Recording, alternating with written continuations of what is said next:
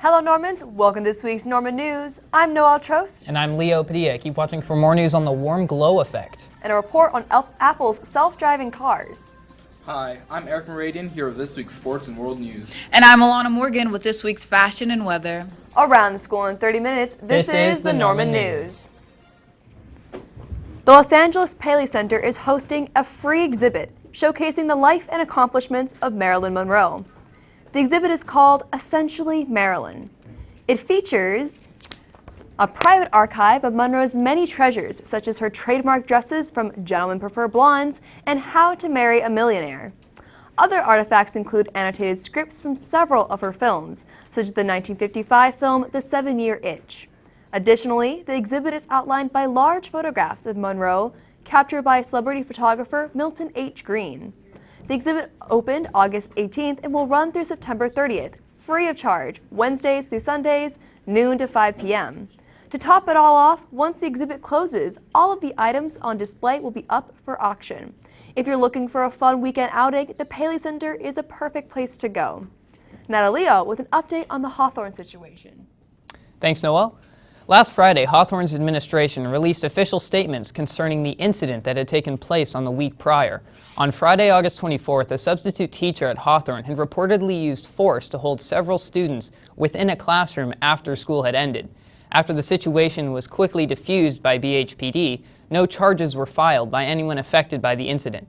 Fast forward to a week later on August 31st, and Hawthorne School let out a statement, quote, "We would like to assure you that the substitute teacher will no longer be allowed on Hawthorne's campus and that the school district and the police department are working closely to ensure the safety of our students."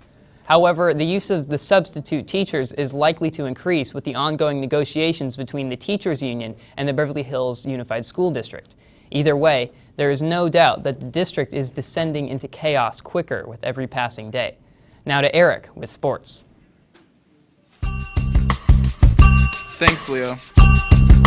On Saturday, South Korea's soccer team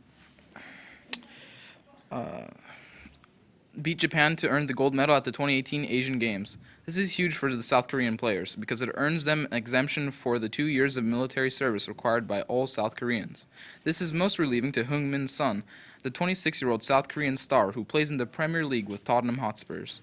This puts an end to the uncertainty to his soccer future, as he won't have to take 2 years off to carry out his military service. Let's send it to Nathan. Thanks, Eric. Aaron Rodgers of the Green Bay Packers will continue his career on this team.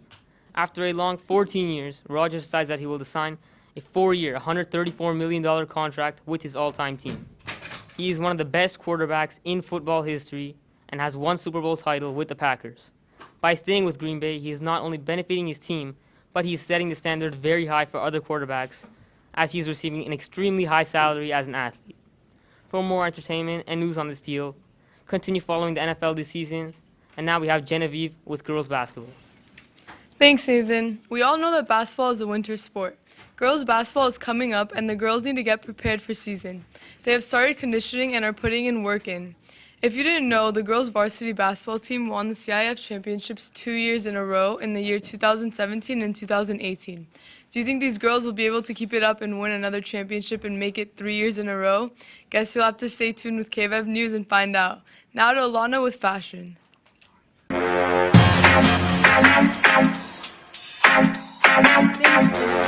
Public schools' Nike Air Force Ones are finally releasing. This trio is set to drop on September 5th of 2018. According to the Soul Collector, after its branding was removed from the retail release of Michigan Air Jordan 12, Public School, also known as Public School New York, are coming out with new Nike sneakers, 3 sneakers to be correct. It reports that Public School's Airs are coming out with an exclusive Air Force One highs from ComplexCon 2017. But with the twist, instead of a white-on-white colorway, turns out the deconstructed high tops will be releasing in black sail black, wolf gray sail white wolf gray, and white white black white, as well as a solid color blocking and contrasting the swoosh logo. The Public School Air Force One collab will be released in the colors white, gray, and black first on September 4th in New York, and a global launch will release Wednesday, September 5th. Don't miss out. Now to Kayla with a story on Lady Gaga's acting debut. Thanks, Alana. Last week on August 31st was the Venice Film Festival. 32-year-old entertainer by the name of Stephanie Germanatoa, also known as Lady Gaga, made an unforgettable entrance. Wearing a Jonathan Simchai dress, Gaga arrived on a water taxi posing for photographers. She was promoting her soon-to-be-out film called A Star is Born. The shots taken by the photographers and the paparazzi went viral on social media, but Gaga isn't new to making unforgettable entrances. On February 5th of last year, it was Gaga's idea to plummet from the top of the NRG Stadium. She's an inspiration to many other celebrities. Now passing it on to Bella with music. Thanks, Kayla. Ariana Grande just came out with her album Sweetner.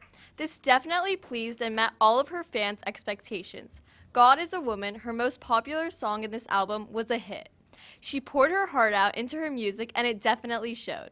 It's crazy how she went from a side character on Victorious to a pop sensation. Thank you, Ariana Grande, for letting us enjoy your music so much. Now to Riley's movie review on The Nun. Thanks, Bella. Who's ready to get spooked out in September because The Nun is coming to theaters September 7th. The movie's about a priest with a haunted past that tries to overtake a young nun, but instead, they end up uncovering the holy secret together. They risk both their lives and their fate, but that's not all I'm going to spoil this week. So grab some popcorn, sit back, relax, and enjoy this week's new movie review.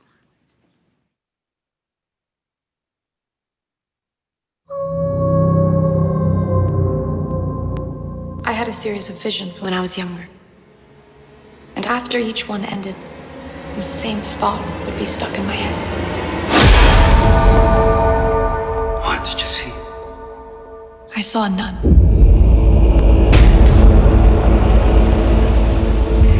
Word of my visions reached the church, and I was asked to accompany a priest to an abbey in Romania. The abbey has a long history. Valak. Not all good. What? Finley came down. Callahan's here.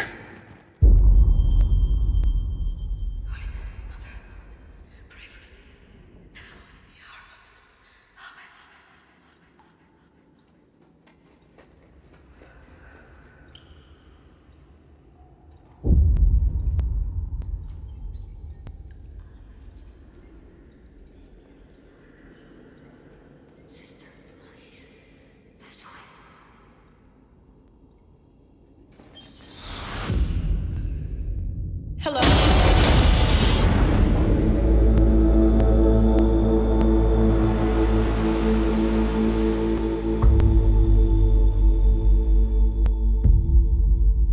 I'll say, and then I'll throw. So you catch. Okay. Yeah.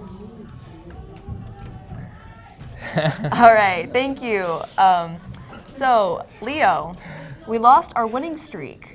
Yeah, and football. In That football. was pretty sad. I That know. was pretty I think sad. so. The Norman football team went on what was close to a 2-year losing streak, and then we it looked like we might have been making a comeback early. We won our first game, and everyone was kind of talking about how we were undefeated going into our second game. Right, very optimistic. Yeah, but we did lose the second game. Yeah, it's so. very unfortunate. Yeah. But we do have homecoming We coming do. up. Is there a theme or anything this year? Yes, Wild West is the theme this year. Wow. Well, we're definitely looking forward to that. We are for sure. And now to Eric with World News. Thanks, guys. Last Friday, the EU and Japan signed a... What the fuck's going on? Oh. This agreement lowers 99% of the... This agreement lowers 99% of the tariffs on Japanese exports to the EU and 94% of the tariffs on EU exports to Japan. Once the deal comes into effect in March of 2019, Japanese consumers will be able to buy goods like wine and pork from the EU for much cheaper prices, while the EU will enjoy cheaper cars, tea, and fish. The EU-Japan Free Trade Area has a population of 600 million people, which is 8.6% of the global population. This agreement has a free trade area with a larger trade than NAFTA, and therefore will be the biggest in the world. Now to Jasmine with national news. Thanks, Eric. One of Beverly's own made national news this week in Jerusalem. Former Beverly Hills High School student Monica Lewinsky, known for the Clinton-Lewinsky scandal, stormed off stage at a Jerusalem speaking event because of an interviewer's off-limits question about former President Bill Clinton. Lewinsky turned anti-bullies activist tweeted that there were agreed upon parameters regarding the topics of her televised conversation Monday night with a well-known Israeli news anchor following a speech she gave about the perils of the internet. She called Yonit Levy's first question about her relationship with Clinton a blatant disregard for our agreement. Levy, the main anchor of Israel's top-rated evening newscast, asked Lewinsky if she still expected a personal apology from Clinton over the fallout from their scandal of their affair 20 years ago. Lewinsky responded, "I'm so sorry, I'm not going to be able to do this." She then put down her microphone and walked off stage. Levy anxiously followed her off stage as some of the audience awkwardly clapped. In a tweet several hours later, Lewinsky said she had been missold. In fact, the exact question the interviewer asked first, she had put to me the day before we met prior. "I said that was off limits," she explained. "I left because it was more important than ever to stand up for women than to stand up for themselves and not allow to others to control their narrative." To the audience, "I'm very sorry that this talk had to end this way." Let's send it to Tatiana with a restaurant review.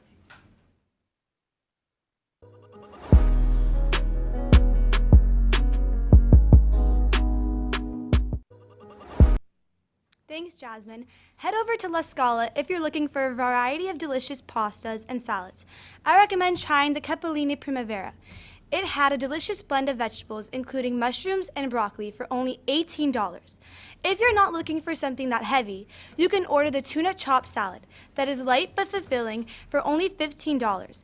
They have many other options there as well, so head down to La Scala and enjoy. That's a joke.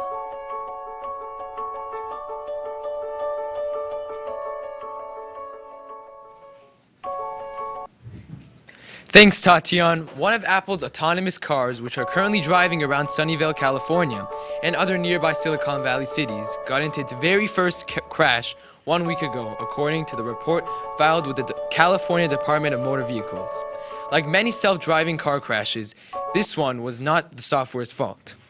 The Apple car, a modified Lexus SUV carrying special equipment and sensors, was traveling just 1 mile per hour while preparing to merge into Lawrence Expressway in Sunnyvale when a Nissan Leaf rear-ended it, going around 50 miles per hour. Apple's Lexus and the Leaf sustained damage, but neither car's passengers received any injuries, the report states. For Apple, the crash is a small yet inevitable bump in the road as it continues on its quest to build self-driving car software. The company expanded its fleet of test vehicles in California to 27 cars back in January, and it grew that number by 18 more cars in March. The company has also partnered with Volkswagen to help create a fleet of self-driving employee shuttles for its Cupertino campus, with a German automaker supplying the cars and Apple the software. Now let's go to Yasmin.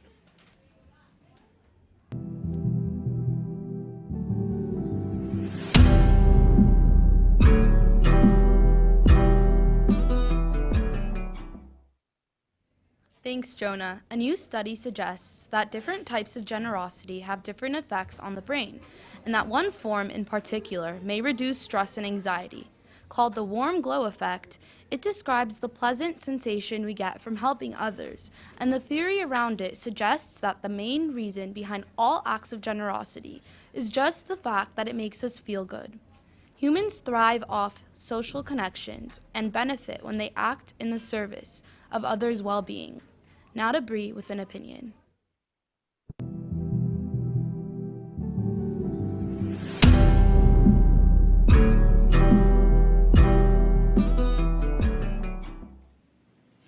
Thanks, Yasmin. The father of Molly Tibbetts, an Iowa college student whose body was found last month, has called on others to not callously distort and corrupt her death to promote a political agenda just a day after President Trump's eldest son blamed Democrats for her death. Since the authorities announced on August 22nd 22nd that Christian Bahina Rivera, a farm worker from Mexico, was charged with first-degree murder in her death, politicians, specifically Republicans, have used the arrest to push for stronger immigration laws. The Des Moines Register on Friday published a column by the president's eldest son, Donald Trump Jr., in which he blamed Democrats for Ms. Tibbetts' death, and further stating that the radical policies of the Democrats have left a trail of human wreckage in pursuit of their open borders dream. By doing this, Trump Jr. has ignored the family's request and, in the words of Molly's father, have chosen instead to callously distort and corrupt Molly's tragic death to advance a cause she vehemently opposed. While many conservatives have chosen to emphasize that the suspect of Molly's murder has entered the country illegally, I believe the best way to round off this week's opinion piece is to quote Molly Tibbetts' father in saying, "The person who accused of taking Molly's life is no more a reflection of the Hispanic community as white supremacists are of all people. To suggest otherwise is a lie." Now to Alana with weather.